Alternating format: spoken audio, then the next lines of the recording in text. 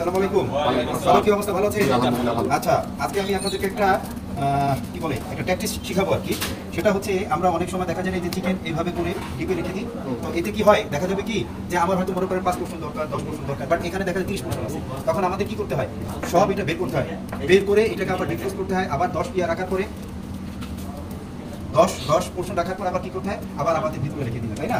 তো এতে কি হয়, আমাদের চিকেনের অনেক সময় হয় কি না, অনেক সময় আমাদের মনেও থাকে না, আমরা বাইরে রেখে দিই। পোষণ মানে একটা আস্ত মুরগি যেটা পিস হয়। হ্যাঁ, এই যেমন এই যে দেখো, এই যে এক এবারে একটা দিলাম, যে কটা ধরে আর কি, কটা, দুটা,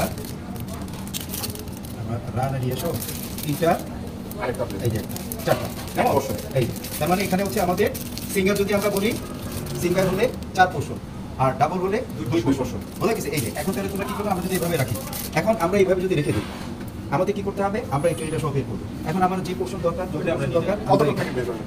কত কয়টা প্যাকেট বের করবেন? না, ইট ইজ ডিপেন্ড। তুমি যেমন শুক্র শনিবার আমাদের 30টাও যায়, 35টাও যায়, তো আমরা কি করবো, এখানে আমার যে কটা দরকার অ্যাজাম্পশন অনুযায়ী আমরা বের করে রাখি, এবং সঙ্গে সঙ্গে এটা আবার আমরা কি করবো, আবার ডিপে রেখে দেবো। বোঝা গেছে? হ্যাঁ, তাহলে এই যে এই প্রসিডিউরটা কি মনে রাখা যাবে? অবশ্যই, অবশ্যই। আগে এই প্রসিডিউরটা কি মনে রাখা যাবে? অবশ্যই স্যার। হ্যাঁ, জি স্যার, অবশ্যই যাবে। এটা তুই কি শিখলি? ঠিক তো? এই যে এই প্রসিডিউরটা আমরা চাইলে ঘরেও রাখতে পারি, কোনো সমস্যা নেই। ওকে, আচ্ছা, এটা আমরা তাহলে এভাবে এখন থেকে রাখবো। হ্যাঁ, ওকে, অবশ্যই। আচ্ছা ঠিক আছে, এটা শেষ। এখন মাছটা